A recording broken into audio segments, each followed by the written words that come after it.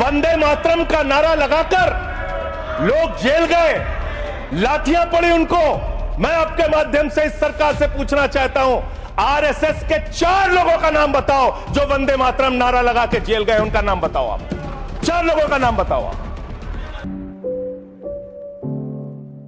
आदाब दोस्तों, मैं आपके साथ जफर सिद्दीकी, आप देख रहे हैं नेशन ट्रूथ। दोस्तों, जिस तरीके से पूरे देश के अंदर एक नारा गूंज रहा है, वंदे मातरम वंदे मातरम वंदे मातरम। क्या है वंदे मातरम?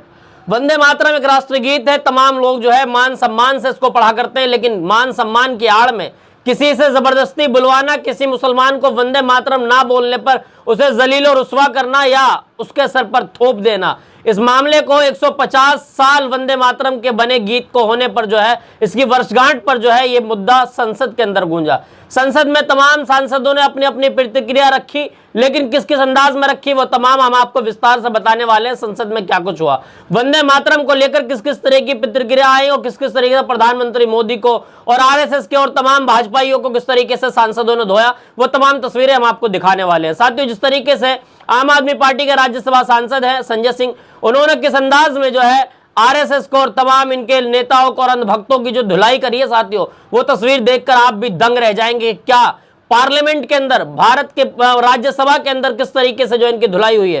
साथियों, संजय सिंह ने जो है अपने स्पीच के सबसे आखिरी में एक लाइन कही, वो लाइन में जरूर आपको पढ़ के सुनाऊंगा। उन्होंने क्या कुछ कहा। संजय सिंह ने कहा, पहले तो ये तय करो कि वफादार कौन है। संजय सिंह ने कहा कि पहले ये तय करो कि वफादार कौन है, ये वक्त तय करेगा कि गद्दार कौन है। साथियों, कौन है गद्दार और किसकी बात चल रही है संसद के अंदर? संसद में किसकी कुटाई हो रही है? संसद के अंदर की जो तस्वीरें निकल कर आई है वो आपको एक एक करके बताने वाला हूं। पप्पू यादव है जो कि बिहार से सांसद है, पूर्णिया से, और जो है उन्होंने निष्पक्ष तरीके से जो है तमाम जनता के बीच में रहते हैं। पप्पू यादव ने किस तरीके से उनकी टांग खींची है, प्रधानमंत्री मोदी को किस तरीके से जो है तंज के अल्फाज में एक उन्होंने कहा, वो मैं आपको खबर आपके स्क्रीन पर लगा दूंगा। पप्पू यादव कहते हैं, लोकसभा सांसद पप्पू यादव ने कहा कि प्रधानमंत्री जी, आप सदन में खड़े होकर बिना किसी कागज के या टेलीप्रॉम्प्टर के पूरा वंदे मातरम जो है गीत, राष्ट्रीय गीत जो है गा दीजिए। हम आपको मान लेंगे कि आपके दिल में राष्ट्र के गीत का सम्मान करते हैं, अन्यथा माना जाएगा कि आप विश्व युद्ध की नौटंकी कर रहे हैं। सोचिए साथियों, किसको कहा जा रहा है? प्रधानमंत्री को। प्रधानमंत्री की डिग्री को लेकर बार बार सवाल पूछा जाता है। प्रधानमंत्री 10वीं फेल हैं, 12वीं फेल है, मैं इसकी पुष्टि नहीं करता, लेकिन तमाम लोग बार बार सवाल करते हैं। जब ये सवाल उठा था तो अमित शाह जी ने डिग्री भी दिखाई थी। डिग्री कौन सी दिखाई थी वो भी पूरे देश की जनता ने देखा था कि जिस वक्त में कंप्यूटराइज जमाना नहीं था, उस वक्त में किस तरीके से कंप्यूटराइज जो है वो डिग्री दी जाती है प्रधानमंत्री मोदी की। तो प्रधानमंत्री मोदी को खुली चुनौती एक सांसद दे रहा हो, क्या प्रधानमंत्री मोदी उनकी चुनौती को स्वीकार नहीं कर सकते हैं? क्या प्रधानमंत्री मोदी की 56 इंच वाली छाती के अंदर क्या इतनी सी भी बात नहीं बसी हुई है कि वंदे मातरम का गीत कैसे गाना है? क्या प्रधानमंत्री मोदी अगर उनके इस आप उनकी चेतावनी को अगर स्वीकार कर लेते, पूरा देश आपको मान सम्मान की निगाह से देखता, लेकिन प्रधानमंत्री मोदी ने एक सांसद की छोटी सी चेतावनी को स्वीकार नहीं किया। पप्पू यादव ने जो कुछ कहा उसके बाद मैं आपको एक खबर और बताने वाला हूं। दूसरी खबर क्या है?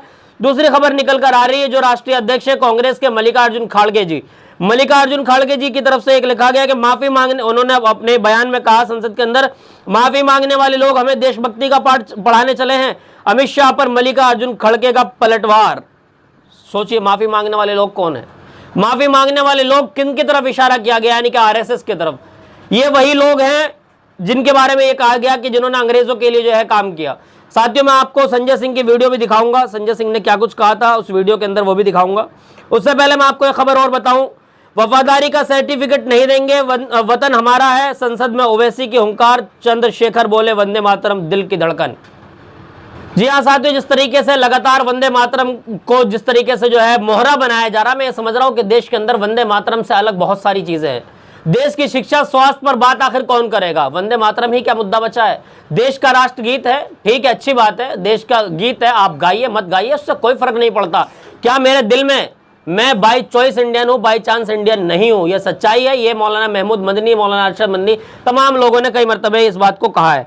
संजय सिंह की मैं आपको एक वो क्लिप दिखाऊंगा जिसमें संजय सिंह ने जो है बुरी तरीके से इनकी तुड़ाई करी है, और इन्हें ये भी कहा है कि ये वो लोग हैं, आरएसएस के वो लोग हैं जिन्होंने जो है तकरीबन 33 साल तक जो है अपने मुख्यालय के अंदर जो है वो राष्ट्र का झंडा नहीं फहराया, तिरंगा झंडा नहीं फहराया। ये वो लोग हैं जो राष्ट्र के ध्वज का जो है विरोधी लोग हैं।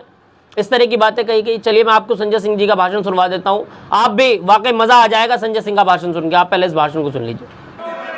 वंदे मातरम आम आदमी पार्टी की रैलियों में, आम आदमी पार्टी की सभाओं में जब भारत माता की जय और वंदे मातरम जोर जोर से लगाए जाते हैं। किसी दिन लगाने का मन हो तो आ जाना हमारी पार्टी के कार्यक्रम में, आपसे ज्यादा तेजी के साथ वहां पर वंदे मातरम लगाएंगे। सदन में भी लगाना चाहते हो लगाओ। तो आप इन नारों के पीछे, ये नारे देशभक्ति के हैं, ये नारे देश की रक्षा के हैं, ये नारे देश को आजादी दिलाने के लिए हैं। ये नारों के पीछे अपने गुनाहों को छिपाने के लिए नारे नहीं है, मैं कहना चाहता हूं माननीय। और आप क्या कर रहे हैं? आप इन नारों के पीछे अपने गुनाहों और अपराध को छिपाना चाहते हैं। वंदे मातरम का मतलब क्या है? वंदे मातरम का मतलब है मातृभूमि की वंदना। मातृभूमि की वंदना। हम मातृभूमि की वंदना करते हैं, तो आप कैसे मातृभूमि की वंदना कर रहे हैं? अरे 1 रुपए में तो एक आम नहीं मिलता। आपने 1 रुपए में अडानी को 1050 एकड़ जमीन और 10 लाख आम और लीची के पेड़ दे दिए। ये मातृभूमि की वंदना है। ये आपकी मातृभूमि की वंदना है। आप मातृभूमि को बेचकर मातृभूमि की वंदना कर रहे हैं। ये मातृभूमि की, आज वंदे मातरम पे ही बात करूंगा सर। मातृभूमि की वंदना, मातृभूमि की वंदना हिंदुस्तान के एयरपोर्ट को बेच के नहीं हो सकती। मातृभूमि की वंदना रेल को बेच के नहीं हो सकती, सेल को बेचकर नहीं हो सकती।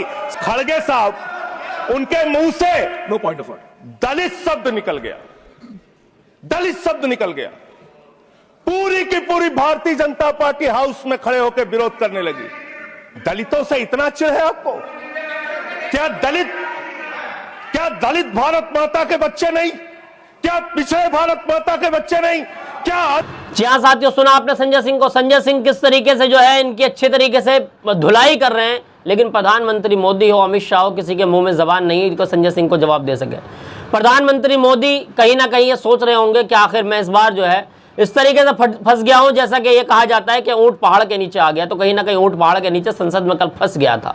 संसद के अंदर की जो कार्रवाई चल रही थी वंदे मातरम को लेकर चल रही थी, एसआईआर को लेकर चल रही थी। एसआईआर पे क्या कुछ हो रहा है, एसआईआर के तहत किस तरीके से संजय सिंह ने अपने भाषण में एक चीज और कही साथियों। संजय सिंह ने अपने भाषण में कहा कि हम ये सोचते थे कि लोग पहले फला चोर हुआ करते थे, फला चोर हुआ करते थे। मैं किसी का नाम नहीं ले रहा। उन्होंने कहा कि लोग अब वोट चोर हो रहे हैं। उत्तर प्रदेश के अंदर का उन्होंने डाटा बताया कि तकरीबन 3 करोड़ वोट चोरी की प्लानिंग की जा रही है। क्या चल रहा है देश के अंदर? क्या वंदे भारत, वंदे मातरम, वंदे भारत, इस तरह की तस्वीरें जो निकल कर आ रही ना साथियों, वंदे भारत जो कहा गया, ये वंदे भारत, कई सांसदों ने कल वंदे मातरम की जगह वंदे भारत का नाम लिया। इसलिए मैंने आपको वंदे भारत भी कहकर सुनाया कि वंदे भारत एक ट्रेन का नाम है और वंदे मातरम एक राष्ट्रगीत का नाम है। तो कई सांसद ये बौखला गए कि वंदे मातरम कहना है या वंदे भारत कहना है, तो वंदे भारत भी कई लोग बोल चुके। तो सवाल इस बात का है कि क्या वंदे भारत या वंदे मातरम या एसआईआर, यही मुद्दे देश के अंदर बचे हैं? देश के अंदर शिक्षा, स्वास्थ्य, रोजगार, रोजी रोटी, कपड़ा, मकान, इनकी बात कौन करेगा? देश के अंदर महंगाई पर बात कौन करेगा? महंगाई का मैं बोलने के लिए कोई सांसद तैयार नहीं साथियों। सवाल इस बात का है, सवाल इस बात का है कि देश के अंदर जिस तरीके से रोजगारी, बेरोजगारी बढ़ती जा रही है, उसमें कोई बोलने के लिए तैयार नहीं है। देश के अंदर बीएलओ की जिस तरीके से मौत हो रही है, एसआईआर का उनके ऊपर इतना बड़ा बोझ डाला गया है कि वो मरने के लिए तैयार है, लेकिन उनके ऊपर किसी का कोई तज़किरा नहीं है। वंदे मातरम क्या देश का इतना बड़ा मुद्दा है? लेकिन हाँ, कुछ नफरती चिंटू ऐसे भी हैं। एक न्यूज चैनल जिसका नाम है MNF करके न्यूज चैनल है, उसका कोई काम नहीं है। वो भी पता है साथियों कैसा चैनल है? ऐसा चैनल है जैसा सुरेश चौहानके का चैनल है, जिसको सिवाय जिहाद के कुछ दिखाई नहीं देता है। वो कहते हैं लव जिहाद, कोई कहता है थूक जिहाद, कोई कहता है जो है वो IAS IPS जिहाद, मतलब मुसलमान पढ़ ले तो जिहाद। इसी तरह का एक चैनल है NMF, उसकी बात कर रहा हूँ साथियों। नोएडा के सेक्टर 8 की मस्जिद के बाहर चले जाते हैं, वहां पर जाके वो मुसलमानों से जबरदस्ती कहता है वंदे मातरम कहिए, ये मेरा काम है, आपको कहना होगा। आप कौन होते हैं किससे वंदे मातरम कहलाने वाले? क्या देश का मुसलमान अगर वंदे मातरम नहीं कहेगा तो क्या वो देश की आजादी के संग्राम से बाहर हो जाएगा? साथियों ऐसा नहीं है। देश का कोई भी व्यक्ति वो आजाद है, आजाद भारत के अंदर उसकी आजादी है कि वो वंदे मातरम कहे नहीं कहे। बाकी राष्ट्रगीत है, उसकी मर्जी है, वो पढ़े ना पढ़े, कोई जबरदस्ती नहीं है। लेकिन हाँ साथियों, कुछ लोग इसको थोपने की कोशिश में लगे तो कहीं ना कहीं उनका इस तरीके से विरोध हुआ। कल प्रियंका गांधी ने विरोध किया संसद के अंदर, राहुल गांधी ने बुरी तरीके से इनकी धुलाई करी। लेकिन हाँ, प्रधानमंत्री मोदी कल जिस तरीके से चुप होकर सब बातों को सुन रहे थे, कहीं ना कहीं वो किसी से छुपा नहीं है। साथियों, इस वंदे मातरम पर क्या देश की संसद के अंदर चर्चा होनी चाहिए या फिर देश के बहुत सारे मुद्दे हैं? आप कमेंट में अपनी राय एक एक करके जरूर दें कि क्या देश के मुद्दे खत्म हो चुके हैं देश के अंदर बात करने के लिए कि वंदे मातरम पर संसद के अंदर चर्चा हो रही है। आप तमाम बातों को सुनकर, आप तमाम जानकारियों को देखकर क्या कुछ सोचते हैं, कमेंट बॉक्स में अपना राय जरूर दें। आपकी राय हमारे लिए बहुत महत्वपूर्ण रहती है। आपसे साथियों एक रिक्वेस्ट है, आपने अभी तक हमारा चैनल सब्सक्राइब नहीं किया तो चैनल को सब्सक्राइब कर लें।